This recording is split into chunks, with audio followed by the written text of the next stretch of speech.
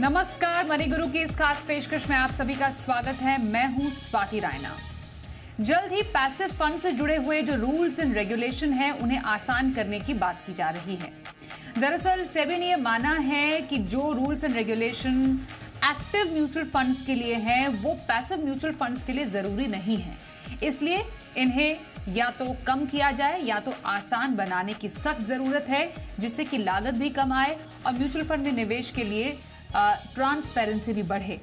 और हमें मालूम है कि पिछले कुछ समय में पैसिव फंड में लोगों की रुचि काफी ज्यादा बढ़ी है। इसी पर करने वाले हैं आज हम खास चर्चा। हमारे साथ हैं रूंगटा सिक्योरिटीज से certified financial planner Harshvardhan Rungta. Harshvardhan, बहुत स्वागत है आपका मनी गुरु के आज के इस खास कार्यक्रम में शामिल होने के लिए। पैसिव म्यूचुअल फंड को लेकर काफी ज्यादा बज़ पिछले कुछ टाइम से क्रिएट हो रहा है हर्षवर्धन। एक तो एक्टिव के मुकाबले उतना बड़ा स्पेस ये नहीं है इन टर्म्स ऑफ फंड्स अगर हम समझें, लेकिन जिस तरीके से इसका AUM एसेट अंडर मैनेजमेंट पिछले कुछ सालों में बढ़ा है और खुद सेबी भी मानता है कि ये एक काफी ज्यादा प्रॉमिसिंग स्पेस है। तो ये जो पैसिव फंड निवेश बढ़ा है पिछले कुछ समय में, ये किन वजहों से आप मानेंगे? स्वाति, देखिए, पैसिव फंड एक इंटरनेशनल, अगर हम मेच्योर्ड मार्केट्स में देखें तो बहुत पॉपुलर मेथड है इन्वेस्टमेंट का। तो आप इक्विटी पैसिव फंड देख लें या डेट पैसिव फंड देख लें, इंटरनेशनली जो डेवलप मार्केट है वहां पे बहुत पॉपुलर है। और क्यों पॉपुलर है? क्योंकि माना ही जाता है, one of course passive fund costing wise जो एक्सपेंस रेशियो होता है वो कम होता है, तो इन्वेस्टर को उतना ही कम देना पड़ता है देन एक्सपेंस। दूसरा बात यह है कि जब मार्केट मेच्योर हो जाते हैं और डेवलप हो जाते हैं तो आप अल्फा कैसे जनरेट करेंगे, आप अपने बेंचमार्क को या कोई भी इंडेक्स को कैसे बीट करेंगे? तो उसके लिए जो इंफॉर्मेशन डिसमिनेशन मेथड होता है कि आप कोई भी डेवलपमेंट हुआ वो आप तक या जब पहुंचता है तो उसके पहले किसी और के पास पहुंच रहा है कि नहीं, तो ये डिपेंड करता है कि आप कितनी जल्दी एक्शन ले पाते हो, इन्वेस्टमेंट डिसीजंस ले पाते हो। तो ये चीज अब इंडिया में भी हम देखेंगे कि धीरे धीरे जैसे ट्रांसपेरेंसी बढ़ती जा रही है, रेगुलेशंस आते जा रहे हैं, तो ये जो इंफॉर्मेशन डिसमिनेशन का मेथड है ये भी एकदम ये जो पहले प्रिविलेज हुआ करता था, किसी और को कोई इंफॉर्मेशन पहले मिलती थी, ये शायद अब थोड़ा थोड़ा ये डिस्कॉमिटी जो है वो कम होती रहेगी। अब पॉपुलैरिटी पॉइंट ऑफ व्यू से अगर हम मार्केट सेगमेंट वाइज देखें तो लार्ज कैप कैटेगरी, इक्विटी में अगर हम बात करते हैं तो लार्ज कैप कैटेगरी जो है उसमें इंडेक्स को बीट करना एक्टिव फंड मैनेजर्स के लिए मुश्किल होते जा रहा है, क्योंकि यूनिवर्स जो है वो 100 कंपनियों का है और हाईली ट्रैक एनालाइज्ड बहुत सारे एनालिस्ट कंपनी जो लार्ज कैप कंपनीज को ट्रैक करते हैं। तो ये थोड़ा मुश्किल होते जा रहा है कि आप इंडेक्स को बीट करेंगे, specially in the large cap category. तो हम देखेंगे कि रुझान जो है वो पैसिव फंड्स की तरफ ऑब्वियसली इन्वेस्टर का जाते रहता है, जैसे क्योंकि लो कॉस्ट है, ट्रैकिंग इजी होता है, उसमें मॉनिटर करना आसान होता है कि आप उसे एक इन्वेस्टर है उसके लिए बहुत सिंपल है, लेमैन इन्वेस्टर के लिए ट्रैकिंग मॉनिटरिंग बहुत आसान हो जाता है, प्लस लो कॉस्ट। तो यही रीजन है कि आप देखेंगे कि आगे जाते हुए भी पैसिव फंड्स में जो है वो रुझान लोगों का, इन्वेस्टर्स का बढ़ते जा रहा है। तो यस, आगे जाते हुए हम देखेंगे कि काफी हद तक और पॉपुलैरिटी ये पैसिव फंड्स की बढ़ेगी, डेट एंड इक्विटी दोनों सेगमेंट्स में। क्या अभी आपको लगता है इसमें हर्षवर्धन किसी तरीके का कोई हिंड्रेंस है in terms of rules and regulation? क्योंकि सेबी अगर ऐसी बात कह रहा है कि पैसिव फंड के लिए एक आसान रूल्स और रेगुलेशन का फ्रेमवर्क लाना जरूरी है, जिसके लिए अभी तो बहुत ही इनिशियल स्टेज में है, अभी आया नहीं है, उसके लिए अभी कंसल्टेशन पेपर भी जारी किया जाएगा, लेकिन हाल फिलहाल में हमने कई मूव्स सेबी की तरफ देखे हैं म्यूचुअल फंड को ट्रांसपेरेंट बनाने के लिए। उस पर हम आए, उससे पहले जरा इन नियमों की बात करें तो सेबी कह रहा है कि म्यूचुअल फंड लाइट नाम से एक नया रेगुलेशन फ्रेमवर्क बनना चाहिए पैसिव फंड के लिए, जिससे कि ना सिर्फ इसकी लागत में और कमी आए, निवेशकों के लिए निवेश करना आसान हो, और सबसे इंपॉर्टेंट बात जो सेबी की तरफ से सामने आई है कि जो rules and regulation active mutual funds के लिए हैं वही हम पैसिव फंड्स के लिए लागू नहीं कर सकते हैं। क्या हम इसको आपके जरिए समझ सकते हैं कि ये कैसे रूल्स एंड रेगुलेशन कैसे तैयार किए गए हैं एक्टिव म्यूचुअल फंड्स के लिए, जो कि पैसिव फंड्स के लिए अलग बनाने की बात की जा रही है? हाँ, तो देखिए स्वाति, आपने सही कहा, आपने शुरुआत में भी कहा था कि पैसिव फंड और एक्टिव फंड, इनका जो ऑपरेशनल सेटअप है वो पूरा अलग है। सो फॉर इंस्टेंस जो एक्टिव फंड्स हैं उसमें फंड मैनेजर जो है वो एक्टिव कॉल्स लेते हैं, ये कि हम पोर्टफोलियो कैसे कंस्ट्रक्ट कर रहे हैं, किस कंपनी में हम कितना इन्वेस्ट कर रहे हैं, obviously subject to upper limit की, अपर लिमिट में एक सेक्टर या एक कंपनी में हमें उससे ज्यादा इन्वेस्ट नहीं करना है। इसमें जो रिसर्च रिक्वायरमेंट्स होती हैं, जो डिस्क्लोजर्स होते हैं, मान लीजिए जो प्रोसेसेस होते हैं वो बहुत अलग होते हैं, कुछ ज्यादा होते हैं इन शॉर्ट। अगर हम पैसिव फंड्स की तरफ देखें, मान लीजिए इंडेक्स फंड है, सेंसेक्स की बात कर लेते हैं, 30 कंपनी है, उनका वेटेज भी एलोकेटेड है। तो फंड मैनेजर जब एक इंडेक्स फंड में इन्वेस्ट करते हैं, उनको उतनी रिक्वायरमेंट्स नहीं होती जितनी आपको एक एक्टिव फंड के लिए होगी, उतनी आपको इनपुट्स नहीं देने हैं। उसको सिंपल एक काम करना है कि जैसा इंडेक्स है वैसे का वैसे उन्हें रेप्लिकेट कर देना है। तो सेबी क्या कह रहा है कि जो डिस्क्लोजर्स की रिक्वायरमेंट्स हैं, जो कंप्लायंस रिक्वायरमेंट्स हैं, जो प्रोसेसेस फॉलो करने हैं, वो बर्डन अगर हम पैसिव और एक्टिव फंड्स पे इक्वल डाल रहे हैं, हालांकि जो काम करने का जो तरीका है और जो करने की जरूरत है वो बहुत कम है पैसिव फंड्स में, तो ये रेगुलेशंस मॉडिफाई करने की जरूरत है। तो विच इज राइट, वो ये कह रहे हैं कि उसमें थोड़ा कम कर दें तो कोई फर्क नहीं पड़ेगा, क्योंकि उसमें उतनी रिक्वायरमेंट है ही नहीं जितनी कर रहे हैं। So I think it's a very positive move. और उसी तरह से वो ये कर रहे हैं कि एक्टिव फंड्स में, जो हमने अभी सेबी कंसल्टेशन पेपर की देखा, जो नए टीईआर को रेशियोज लेके भी बाहर आया है, पूरा जो डिटेल्ड कंसल्टेशन पेपर है, वो ये कह रहे हैं कि जहां एक्टिव की जरूरत है वहां पे हम और टाइटनिंग करेंगे रेगुलेशंस को, और ट्रांसपेरेंसी लाने की कोशिश कर रहे हैं, और जहां पे जरूरत नहीं है उसको हम रिलैक्स करेंगे। तो म्यूचुअल फंड के जो लाइट रेगुलेशंस की आप बात कर रहे हैं कि वो पैसिव फंड्स के लिए लागू होंगी। आई थिंक बहुत ही पॉजिटिव अप्रोच है एक रेगुलेटर का, ये कहते हुए हम वहां ज्यादा रेगुलेशन कर देंगे, वहां टाइटनिंग करेंगे जहां जरूरत है, जहां नहीं जरूरत है तो हम जबरदस्ती वो बर्डन क्यों डाल रहे हैं फंड हाउसेस पे। तो आई थिंक ये एक बेसिक सेग्रीगेशन पॉइंट के हिसाब से उनका इंटेंट जो है वो पैसिव और एक्टिव फंड के हिसाब से जो डिफरेंस निकाला है उन्होंने। अब क्योंकि जैसे आपने भी बताया हर्षवर्धन की पैसिव फंड की खासियत ही ये है कि लागत कम इसमें लगती है, क्योंकि फंड मैनेजर का ऐसा कोई रोल नहीं है, तो इवेंचुअली एक्सपेंस रेशो कम होने की वजह से आपके रिटर्न में इसका एक अच्छा असर पड़ता है। आपको थोड़ा ज़्यादा एक बेसिकली कम एक्सपेंस लगता है एक पैसिव फंड में। बेहतर लिक्विडिटी भी है, ईज ऑफ इन्वेस्टिंग भी है। तो इस पॉइंट से अगर हम ये समझें कि रेगुलेशन थोड़ा बदल सकता है आने वाले टाइम में पैसिव फंड के लिए, तो एक्टिव के मुकाबले कितना एक फर्क हम देख पाएंगे आने वाले टाइम में आपकी नजर में between active and passive fund? मतलब क्या ये योजना है सेबी की कि आने वाले टाइम में लोग ज्यादा से ज्यादा पैसिव फंड की तरफ रुझान करें as compare to active fund? वैसे स्वाति, ये देखिए एग्जैक्टली कहना गलत होगा कि हम सेबी चाहता है कि पैसिव फंड में और इन्वेस्ट करें। आई डोंट थिंक वो सेबी का इंटेंट है। सेबी का इंटेंट सिंपल है कि एक होता है कि हम ओवर रेगुलेशन की जो बातें करते हैं, बहुत ज्यादा रेगुलेशन आ रहे हैं, और एक है कि अंडर रेगुलेशन, कि हम इतने रेगुलेशन ला ही नहीं रहे जितनी जरूरत है। और हमेशा आपको एक चीज ध्यान रखना है कि well regulated is the word, कि जितना अप्रोप्रिएट रेगुलेशन होने चाहिए उतने होने चाहिए। तो अप्रोप्रिएट मतलब क्या, कि पैसिव फंड में जब इतना इन्वॉल्वमेंट फंड मैनेजर और फंड मैनेजमेंट टीम का है ही नहीं, उनमें आप रेगुलेशंस एक लिमिटेड तरीके से लाएंगे जो उतना एरिया कवर करेगा जितनी जरूरत है। क्योंकि एक फंड मैनेजर ना ही स्टॉक सिलेक्शन पे डिसीजन ले रहा है, ना ही वेटेज पे ले रहा है कि भाई आपके इस इन्वेस्टमेंट में हम कितना एक XYZ कंपनी में इन्वेस्ट करेंगे, वो भी वो ले नहीं रहे हैं। सो पॉइंट ये है कि उसमें आपको एक अप्रोप्रिएट लेवल ऑफ रेगुलेशन लाना है कि जो इंपॉर्टेंट पॉइंट्स को कवर करे और अननेसेसरी बर्डन आपके फंड हाउस पे भी नहीं लगाए। अब अगर फंड हाउसेस का कंप्लायंस रिक्वायरमेंट्स पैसिव फंड में कम होता है, तो नेचुरल सी बात है उनका कॉस्ट एक्सपेंस भी उसी चीज के लिए कम लगेगा।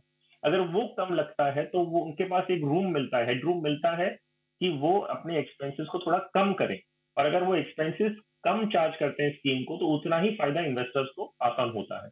तो ये एक चेन है कि अगर एज अ फंड हाउस उनका खर्चा कम लग रहा है, तो वो खर्चे जो कम लग रहे हैं वो अपने इन्वेस्टर को पास ऑन कर सकते हैं। तो ये एनकरेज करेगा उन इन्वेस्टर्स को जो साइडलाइंस पे हैं। तो हम अगर डोमेस्टिक इन्वेस्टर्स की बात करें, वो तो मतलब एक तरफ है, लेकिन बहुत सारे इंटरनेशनल इन्वेस्टर्स हैं, जो सॉवरेन फंड्स हैं या एंडोमेंट फंड्स हैं, जो वेट कर रहे हैं कि इंडिया में एंट्री करें। अगर कॉस्ट थोड़ा कम होता है या XYZ जो कंडीशन है उनकी या रिक्वायरमेंट्स फुलफिल होती हैं, तो वो पैसा इंडिया में आ सकता है।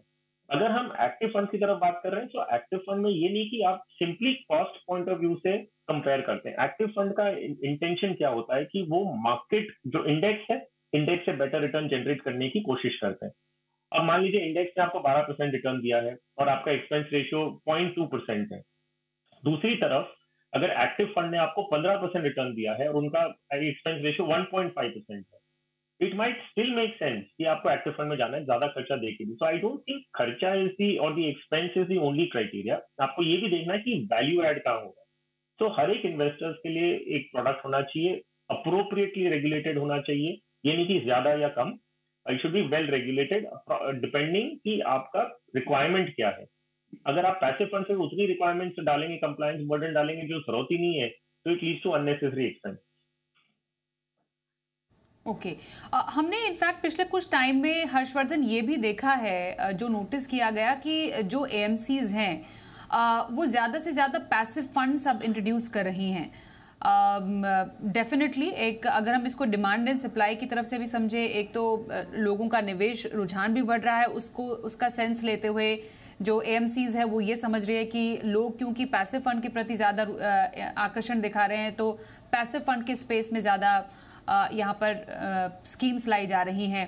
पिछले कुछ टाइम में टारगेट मैच्योरिटी फंड्स हमने बहुत सारे देखे आते हुए, इंडेक्स फंड्स बहुत सारे आए हैं, भारत बॉन्ड ईटीएफ उनमें से एक अच्छा बड़ा एग्जाम्पल रहा है। तो आपको लगता है कि जिस तरीके से इसकी तरफ ज़्यादा ध्यान भी दिया जा रहा है, आने वाले टाइम में और ज़्यादा जो एएमसीज हैं वो ये चाहेंगी कि एक्टिव फंड के बजाय पैसिव फंड्स ज़्यादा बाजार में लाए जाएं? ये बात सही है स्वाति कि एक्टिव फंड्स के कंपैरिजन में पैसिव फंड्स की जो ग्रोथ है, जो एक्सेप्टेंस है इन्वेस्टर्स में बढ़ते जा रहा है, वो ऑब्वियसली इस कारण से है। एक है अवेयरनेस बढ़ रही है क्योंकि बहुत सारे लोग इंडेक्स फंड्स, पैसिव फंड्स के बारे में बातें कर रहे हैं, तो उसमें नॉलेज लोगों की, इन्वेस्टर्स की अवेयरनेस बढ़ रही है। दूसरा पॉइंट ये है कि कई कैटेगरीज में हमने देखा कि इक्विटी साइड में बता रहा हूँ कि जैसे मैंने पहले भी कहा कि लार्ज कैप में इंडेक्स को बीट करना बहुत ज्यादा मुश्किल होते जा रहा है फॉर एक्टिव फंड मैनेजर्स। तो ऑब्वियसली वो रुझान जो है पैसिव की तरफ जा रहा है। जहां हम डेट की बात करें, डेट सेगमेंट की बात करें, तो डेट में यस, उसमें आप देखेंगे टारगेट मेच्योरिटी फंड्स जो है उसमें बहुत पॉपुलैरिटी है। कारण ये है कि वो एक इन्वेस्टर की नीड को फुलफिल कर रहा है। अगर आप टारगेट मेच्योरिटी फंड का जो कॉम्पोजिशन देखेंगे वो क्या है, वो ये कहते हैं कि मैं आज इन्वेस्ट कर रहा हूँ, मान लीजिए 3 साल का फंड है, तो 3 साल जो फंड है वो उन्हीं पेपर्स में इन्वेस्ट करेगा जिनका 3 साल में मेच्योरिटी है। तो आपकी जो स्कीम की मेच्योरिटी है और जो अंडरलाइन इन्वेस्टमेंट आप कर रहे हैं वो मैच कर रहा है। तो अगर आप एज एन इन्वेस्टर आज इन्वेस्ट करते हैं, आपको एक रीजनेबल आउटलुक मिल जाता है कि मैं आज इन्वेस्ट कर रहा हूँ, 3 साल बाद मुझे इतना रिटर्न एस्टिमेटेड है। तो आपको स्कीम की प्री एक्सपेंस वाईटीएम आपको दिख जाती है कि भाई स्कीम का जो पेपर होल्ड कर रहे हैं उसका वाईटीएम क्या है, और उसमें आप स्कीम के एक्सपेंसेस माइनस कर देंगे तो आपको एक रीजनेबल व्यू मिल जाता है कि मुझे 3 साल बाद कितना रिटर्न मिलने वाला है। अब इसे हम अगर कंपेयर करते हैं मार्च के पहले, अभी मार्च के बाद जो टैक्सेशन रूल्स चेंज हुए हैं, लेकिन मार्च के पहले जो इतना कलेक्शन आया था वो इस कारण से था कि फिक्स डिपॉजिट्स वगैरह के सामने अगर आप टारगेट मेच्योरिटी फंड्स के रिटर्न देखते हैं तो वो ज्यादा सुपीरियर है। दूसरा, उसमें टैक्सेशन जो है वो कम लग रहा था as compare to fix deposit. तो ये नेचुरल बनता है कि अगर कोई एक टाइम होराइजन मालूम है आपको और आप उस समय तक होल्ड करने को तैयार हैं, तो आपको एक एक्स रिटर्न मिलने वाला है। इसके अलावा अगर 3 साल के पहले, मान लीजिए 3 साल का टारगेट मेच्योरिटी फंड था और 3 साल के पहले अगर आप रिडीम करना चाहते हैं तो रिडेम्पशन भी अलाउड है। तो आप करंट मार्केट की एनएवी पे आप उससे रिडीम भी कर सकते हैं। तो पॉपुलैरिटी बढ़ी है, सिंप्लिसिटी मिल गई। अगर आपको मालूम है कि किस तरह के पेपर्स इन्वेस्ट होने वाले, और जो पेपर्स में इन्वेस्ट करते हैं, जो डेट साइड में इन्वेस्ट कर रहे थे, वो या तो गवर्नमेंट सिक्योरिटीज हैं या एसडीएल हैं जो स्टेट डेवलपमेंट लोन्स हैं, या ट्रिपल ए रेटेड या हाईली रेटेड कॉर्पोरेट बॉन्ड्स हैं।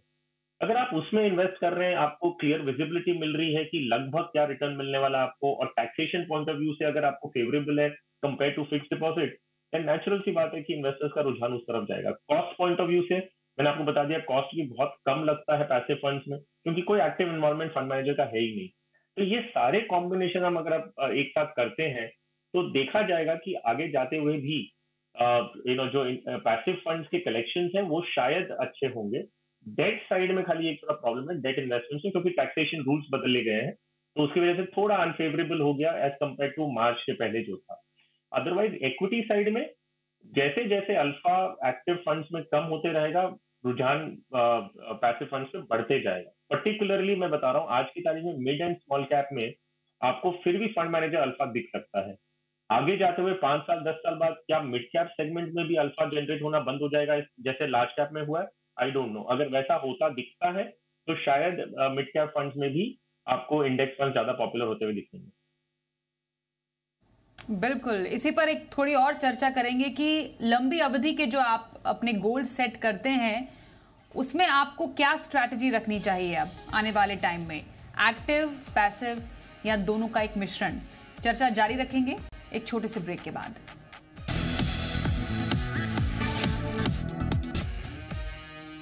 मनी गुरु में आज हम चर्चा कर रहे हैं हर्षवर्धन रुंगटा से। हर्षवर्धन, जैसा आप भी कुछ समय पहले चर्चा कर रहे थे और बता रहे थे कि हमने कुछ टाइम पीरियड्स में देखा है कि एक्टिव, तो ऐसे में जिन लोगों की, जिन निवेशकों की लॉन्ग टर्म स्ट्रैटेजी है, जिन्होंने सालों साल देखा है कि उनका जो एक्टिव फंड है वो एक्चुअली परफॉर्म नहीं कर पा रहा है, उनके लिए आपकी स्ट्रैटेजी अभी रखने की क्या सलाह रहेगी? मोस्ट इंपॉर्टेंटली लॉन्ग टर्म का होराइजन है अब, क्योंकि हम देख रहे हैं कि पैसिव फंड्स एक अच्छा निवेश विकल्प भी बनकर आ रहा है, तो क्या एक पोर्टफोलियो मिक्स बनाया जा सकता है बिटवीन एक्टिव एंड पैसिव एक लॉन्ग टर्म स्ट्रैटेजी के लिए?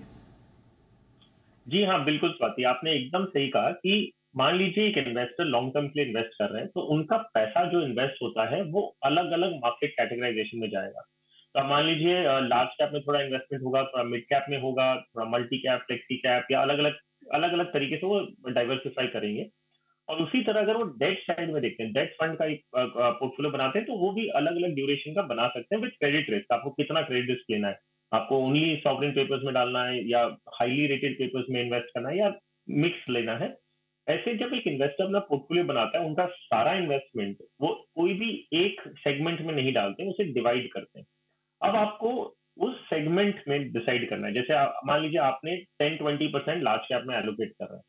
लार्ज कैप में हमने स्टेटिस्टिकली देखा है कि on over a long term period index को बीट करना बहुत मुश्किल हो रहा है। तो आप क्या करेंगे, जब लार्ज कैप का जो एलोकेशन है वो एक इंडेक्स ले लेंगे।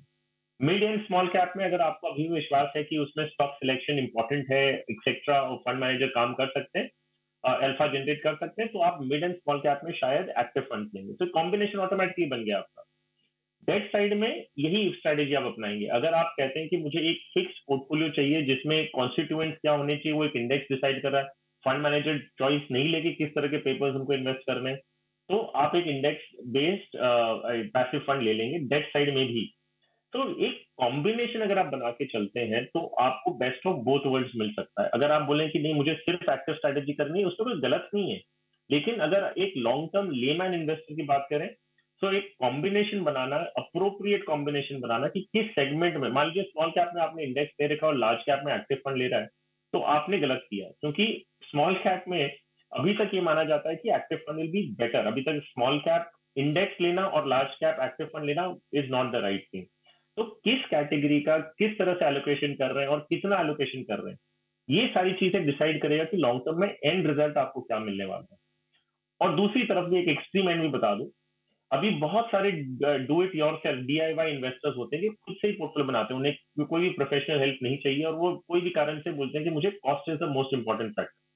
अगर वो हिसाब है, आप खुद से इन्वेस्ट करते हैं, लेमैन इन्वेस्टर है, मार्केट को ट्रैक नहीं कर सकते, तो आप अपना पूरा का पूरा पोर्टफोलियो भी पैसिव बना सकते हैं और लॉन्ग टर्म के लिए बस लेके छोड़ दीजिए। मान लीजिए आपको लार्ज एंड मिड कैप में इन्वेस्ट करना है, तो लार्ज कैप इंडेक्स फंड ले लीजिए और मिड कैप इंडेक्स फंड ले लीजिए, या लार्ज मिड कैप का इंडेक्स फंड लेके आप छोड़ दीजिए। तो आपको सारी जो 250 कंपनियां हैं लार्ज एंड मिड कैप में, पूरा आपके पोर्टफोलियो में आ गया।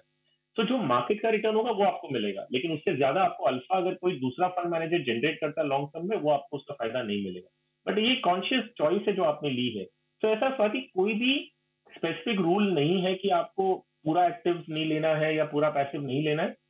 एक इन्वेस्टर टाइप पे डिपेंड करता है, इन्वेस्टर की नॉलेज पे डिपेंड करता है और इन्वेस्टर के कंफर्ट लेवल पे डिपेंड करता है कि वो कहाँ से और कैसे अपना पोर्टफोलियो बनाना चाहते हैं। बिल्कुल, और ये जो पैसिव फंड का जो यूनिवर्स है वो भी धीरे धीरे बढ़ता जा रहा है और उसमें भी काफी सारे स्कीम की पेशकश अलग अलग म्यूचुअल फंड हाउसेस कर रहे हैं। हम पहले एक प्लेन इंडेक्स फंड देखते थे निफ्टी का, या इंडेक्स फंड आप जो म्यूचुअल फंड से आप खरीद सकते हैं, उसमें निवेश कर सकते हैं। अब मोमेंटम बेस्ड, लो वॉलेटिलिटी और बहुत सारे जो इंडेक्स फंड्स हैं मौजूद हैं। इसमें चुनाव करना कितना आसान है एक निवेशक के लिए? माने किसी को शुरुआत ही करनी है किसी पैसिव फंड में इन्वेस्टमेंट की, अब तो डेफिनेटली उसमें ETFs भी हैं, भारत बॉन्ड भी है, टारगेट मैच्योरिटी फंड भी है, अलग अलग टाइप के इंडेक्स फंड्स भी हैं, तो चुनने का सही तरीका क्या हो सकता है विदाउट एनी कंफ्यूजन? स्वाति, ये बात आपने जो अभी कही ना, ये actually is a nail in the coffin. I think एक जो सिंपल पॉइंट में आपने इन्वेस्टर की सारी दुविधाएं डिस्क्राइब कर दी है। ये सही है कि इंडेक्स का इन्वेस्टिंग स्ट्रैटेजी आइडियली था कि एकदम सिंपल रखें, कि उसे कंफ्यूज ना करें। लेकिन अभी फंड हाउसेस हैं या जो इंडस्ट्री मैन्युफैक्चरर्स हैं जो हम बात करते हैं, हम उन्हें कुछ ना कुछ तो नया मार्केट में लाना होगा अपने आप को डिफरेंशिएट करने की। और जब वो कोई प्रोडक्ट लॉन्च करेंगे तो उसे बैक टेस्टिंग करके आपको डेटा बताएंगे कि भाई ये क्वांट्स हमने यूज किए या फैक्टर इन्वेस्टिंग यूज किए, हमने इस इंडेक्स में ये फैक्टर्स लगा दिए हैं और ये फैक्टर से ये बेटर निकल के आया है। तो इन्वेस्टर्स के सामने आज की तारीख में अलग अलग ऑप्शंस मिलते हैं और इन अ वे ये कई बार कंफ्यूजन भी क्रिएट करता है कि भाई क्या लेना, क्योंकि जितनी लिमिटेड और जितना सिंपल आप रखेंगे चीजें उतना आपके लिए बेटर है। अब ये कोई डाउट नहीं है कि मोमेंटम इन्वेस्टिंग एक पर्टिकुलर मार्केट साइकिल में बहुत अच्छा करता है। एक फैक्टर बेस्ड इन्वेस्टिंग इंडेक्स लें, अगर इक्वल वेट इंडेक्स ले लें तो इक्वल वेट इंडेक्स थोड़ा अलग है एक इंडेक्स के कॉन्स्टिट्यूएंट्स वही रहेंगे लेकिन वेटेज अलग अलग होगा। सो पॉइंट ये है कि मैन्युफैक्चरिंग साइड में उनका काम है कि आपको अलग अलग ऑफरिंग्स दें, क्योंकि वो सिर्फ आपको एड्रेस नहीं कर रहे हैं, उनके पास एक पूरा इन्वेस्टर्स का यूनिवर्स है। हर इंसान को एक अलग टाइप का चीज चाहिए होता है, तो उनके लिए उनके पास ऑफरिंग्स हैं। एज एन इन्वेस्टर आपको डिसाइड करना है कि मुझे क्या चाहिए, तो मुझे क्या समझ में आता है। अगर आपको एक सिंपल इंडेक्स समझ में आता है, आपको सेंसेक्स या निफ्टी 50 समझ में आता है, तो आप एक सिंपल इंडेक्स फंड लें। उसमें कोई भी मोमेंटम स्ट्रेटेजी या कोई भी लो वॉलेटिलिटी इक्वल वेट ये सब मत लें। अगर आपको नहीं समझ में आता, आपको कुछ भी मिस आउट नहीं होने वाला।